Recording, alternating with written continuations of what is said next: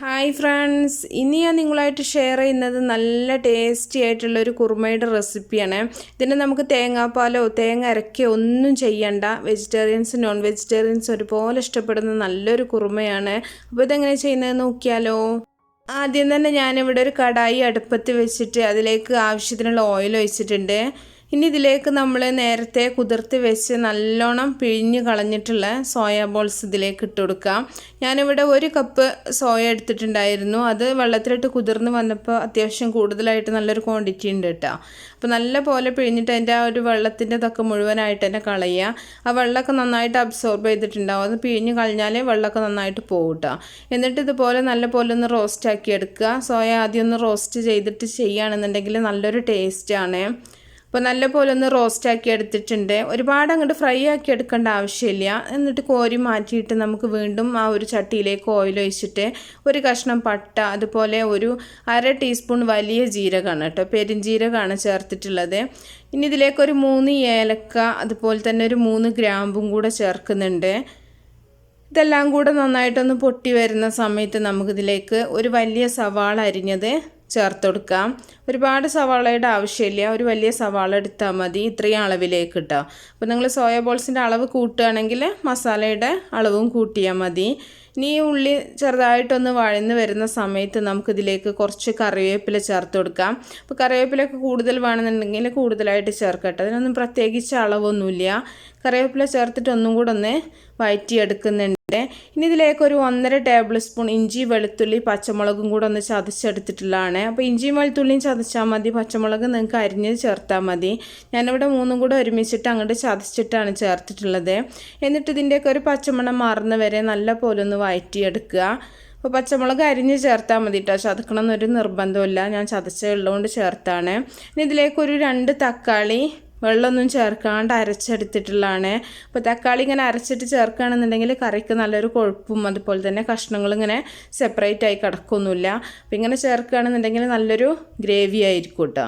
അപ്പോൾ തക്കാളി ചേർത്തിട്ട് നല്ലപോലെ ഒന്ന് വഴറ്റിയെടുക്കുക. ഇനി ഇതിലേക്ക് നമുക്ക് ആവശ്യത്തിനുള്ള ഉപ്പും കൂടെ ചേർത്ത് കൊടുക്കുക. ഞാനിവിടെ കല്ലുപ്പാണ് ചേർത്തിട്ടുള്ളത്. അപ്പോൾ നിങ്ങൾ ഉപ്പൊക്കെ നിങ്ങളുടെ പാകത്തിനനുസരിച്ചിട്ട് ചേർത്താൽ മതി. ഇനി തക്കാളിയൊക്കെ ഒന്ന് വെള്ളമൊക്കെ വറ്റി വരുന്ന സമയത്ത് ഒരു 2 ടേബിൾ സ്പൂൺ ഇറച്ചി മസാലയാണ് ചേർത്ത് കൊടുക്കുന്നത്, മീറ്റ് മസാല. നിങ്ങൾ പുറത്തുനിന്ന് വാങ്ങിക്കുന്നതാണെങ്കിലും കുഴപ്പമില്ല. എങ്ങനെ വീട്ടിലുണ്ടാക്കുക എന്നുള്ള ഒരു വീഡിയോ ഞാൻ നേരത്തെ കാണിച്ചിട്ടുണ്ട്. വളരെ ഈസിയാണ്. അപ്പോൾ അതുപോലെ ഉണ്ടാക്കി വെക്കുകയാണെന്നുണ്ടെങ്കിൽ നിങ്ങൾക്ക് എല്ലാ സമയത്തും യൂസ് ചെയ്യാൻ പറ്റും കേട്ടോ. കെമിക്കലൊന്നും ചേർക്കാത്ത നല്ല മസാലപ്പൊടി തന്നെ നിങ്ങൾക്ക് യൂസ് ചെയ്യാൻ പറ്റും.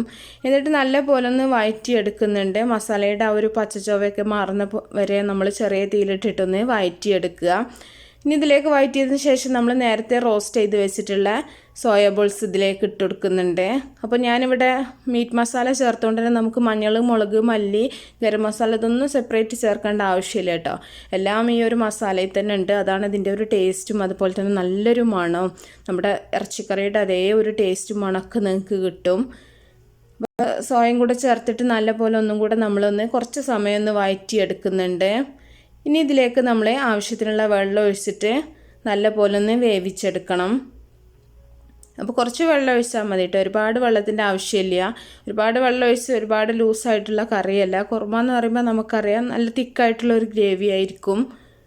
അപ്പോൾ എന്നിട്ട് നല്ല പോലെ ഒന്ന് മിക്സ് ചെയ്യുക. ഇനി നമ്മൾ നേരത്തെ ഉപ്പ് ചേർത്തിട്ടുണ്ടായിരുന്നു, ആ ഉപ്പ് ഇതിലേക്ക് പാകമാണോ എന്നൊക്കെ നോക്കുക കേട്ടോ. ഒരുപാട് ഉപ്പിൻ്റെ ആവശ്യമില്ല. അപ്പോൾ നിങ്ങൾ ഉപ്പൊക്കെ കറക്റ്റ് ആണെങ്കിൽ, കുറവുണ്ടെന്നുണ്ടെങ്കിൽ ഈ ഒരു സമയത്ത് നിങ്ങൾക്ക് ചേർത്ത് കൊടുക്കാം. എന്നിട്ട് അടച്ച് വെച്ചിട്ട് നന്നായിട്ടൊന്ന് തിളപ്പിച്ചെടുക്കുന്നുണ്ട്. അപ്പോൾ നല്ല പോലെ ഒന്ന് തിളച്ചതിന് ശേഷം ഞാൻ ഇവിടെ ഒരു കുറച്ച് അണ്ടിപ്പരിപ്പൊന്ന് വെള്ളത്തിൽ കുതിർത്തൊന്ന് അരച്ചെടുത്തിട്ടുള്ളതാണ്. വളരെ കുറച്ചാണ് അണ്ടിപ്പരിപ്പിൻ്റെ ആ ഒരു പേസ്റ്റ് ചേർത്ത് കൊടുക്കുന്നത്. അപ്പോൾ അണ്ടിപ്പരിപ്പ് നിങ്ങൾക്ക് കൂടുതൽ ചേർക്കണമെന്നുണ്ടെങ്കിൽ അത്രയും നല്ല ടേസ്റ്റ് ഉണ്ടാവും കേട്ടോ കറിക്ക്.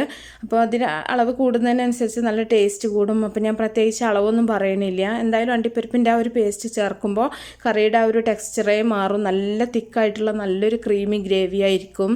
ഇനി നന്നായിട്ട് തിളച്ചതിന് ശേഷം നമ്മൾ കുറച്ച് ക്യാപ്സിക്കം അരിഞ്ഞതും അതുപോലെ മല്ലിയില അരിഞ്ഞതും കൂടെ ചേർത്തിട്ടൊന്ന് അടച്ചു വെച്ചിട്ടുണ്ട്. തീ ഓഫ് ചെയ്തിട്ടുണ്ട്. അപ്പോൾ നല്ല ടേസ്റ്റി ആയിട്ടുള്ള കുറുമ ഇവിടെ റെഡി ആയിട്ടുണ്ട്. എല്ലാവരും ഉണ്ടാക്കി നോക്കുക. ഇഷ്ടപ്പെട്ട തീർച്ചയായിട്ടും നിങ്ങൾ ലൈക്ക് ചെയ്യുക, ഷെയർ ചെയ്യുക, അതുപോലെ നിങ്ങളുടെ അഭിപ്രായം അറിയിക്കുക. അപ്പോൾ നല്ല ഈസിയും ടേസ്റ്റിയുമായിട്ടുള്ള റെസിപ്പികളൊക്കെ ആയിട്ട് അടുത്തൊരു വീഡിയോയിൽ കാണാം.